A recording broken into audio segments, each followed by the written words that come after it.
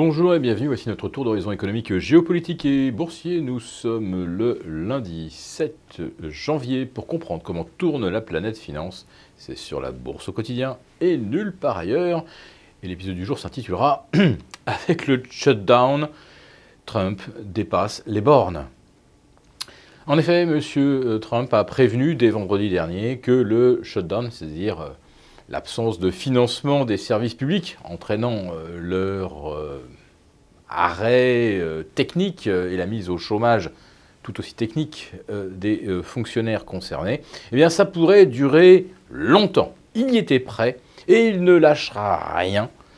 Il ne signera le budget 2019 que lorsque les démocrates auront accepté de financer son mur frontalier avec le Mexique. Alors, actuellement, on se bat un petit peu pour savoir si on doit appeler ce mur le mur de la honte, le nouveau rideau de fer. Oh, on arrivera bien à trouver une appellation qui convienne à la presse. Mais pour l'instant, le shutdown, lui, continue. Il a commencé aux alentours du 21 décembre, donc plus de 15 jours déjà que de nombreux fonctionnaires sont au chômage. Alors, certains tentent de minimiser l'affaire en expliquant que, si les musées et les parcs nationaux sont fermés, après tout, ça ne va pas bouleverser l'activité du pays. Je ne suis pas tout à fait de cet avis, et beaucoup de financiers non plus. Car la fermeture des divers ministères, on le fait par ordre de priorité nationale. Alors je vous rassure tout de suite, la police et l'armée, ce seront les derniers touchés, naturellement. En revanche, par exemple, si vous devez renouveler un permis de conduire, administration fermée. Vous avez déposé un permis de construire, administration fermée. Vous demandez une autorisation administrative, par exemple, pour que votre petite entreprise puisse se développer. Là, pareil, vous n'obtenez plus non plus le tampon ou le cachet nécessaire. Bref, le business prend du retard.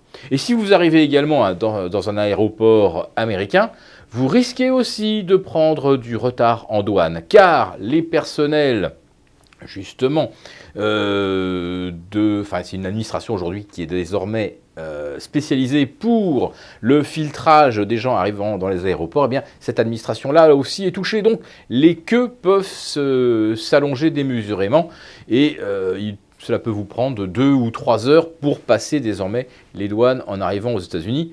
Pas très agréable lorsqu'on est venu là-bas pour affaires.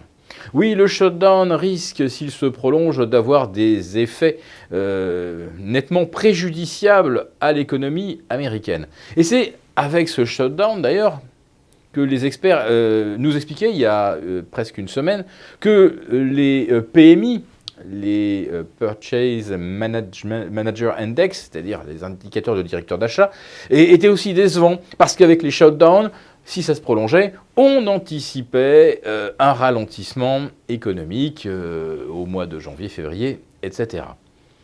Et puis on découvre vendredi que l'économie américaine n'a pas créé 180 000 emplois, comme l'attendait ADP, ou même un consensus d'économistes, avant les chiffres officiels, le fameux NFP, non pas 180 000, 312 000 emplois, sortis d'on ne sait où. Mais M. Trump se réjouit de constater, sans avoir nullement vérifié le pourquoi du comment, se félicitait qu'il y avait également beaucoup de créations de postes dans le secteur manufacturier. Le secteur manufacturier qui est justement en ce moment même en plein ralentissement avec le conflit commercial sino-américain, et alors que les autorisations administratives risquent là aussi de freiner le business. Donc d'un côté, on nous explique que le PMI n'est pas bon parce qu'on redoute les effets du shutdown, et de l'autre côté, on a un mois record de création d'emplois, comme si ces mêmes entreprises qui anticipent un ralentissement se mettaient à embaucher à tour de bras en plein shutdown. Je vous avoue que personnellement, je n'y comprends rien. Néanmoins, le chiffre est tombé à point nommé vendredi après-midi pour doper le mouvement de reprise des marchés. Donc tout semblait aller pour le mieux. On a même fini en hausse de 4,25 sur le Nasdaq Composite, 4,5 sur le Nasdaq 100. Ce matin, on anticipait donc une ouverture en hausse d'au moins 1% des places européennes. Et au bout d'une heure, pit, plus rien, plus de hausse et même moins 0,5% sur le CAC 40. Ça s'appelle tout simplement des portes de saloon. Et je rappelle que le CAC 40 n'a pas gagné 4% ni 4,5% vendredi, mais seulement 2,7%. Et que le CAC 40 était une des places qui étaient les plus à la traîne en Europe, où la hausse en moyenne était plutôt de 3%. Donc Paris, qui déjà était un petit peu handicapé vendredi, aujourd'hui figure parmi les places qui sont les premières à se replier. Alors, faut-il y voir un effet des manifestations gilets jaunes ? La plupart des ronds-points ont été dégagés ou ne sont même plus filtrants.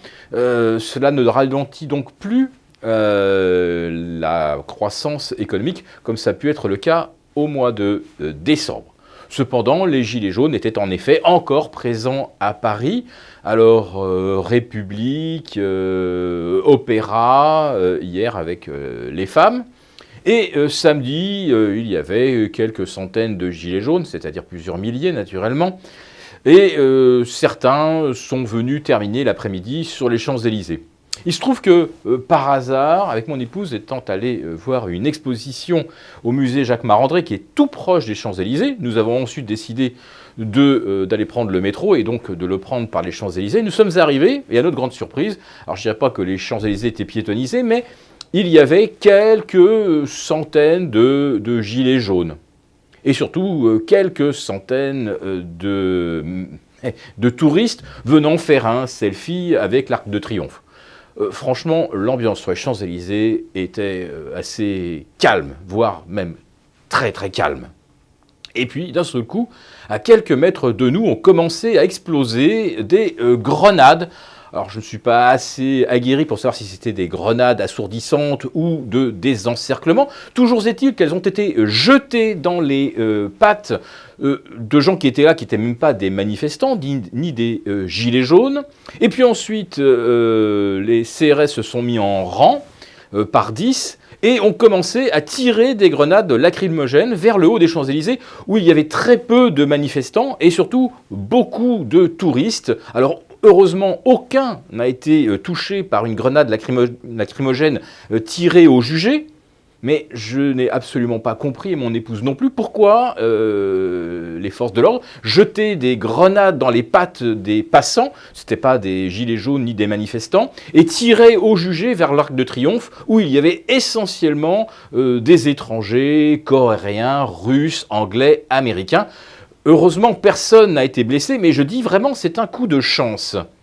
Donc je peux témoigner moi-même, que la police emploie des moyens totalement disproportionnés par rapport à la situation, gaze des gens qui n'y sont pour rien, qui sont parfaitement calmes et ne présentent strictement aucune menace à l'ordre public. Alors peut-être s'agit-il tout simplement de mesures classiques pour disperser les foules et effectivement rouvrir les Champs-Élysées à la population, mais je crois que quelques touristes vont rentrer chez eux et auront quelque chose à raconter à leur famille et à leurs petits-enfants.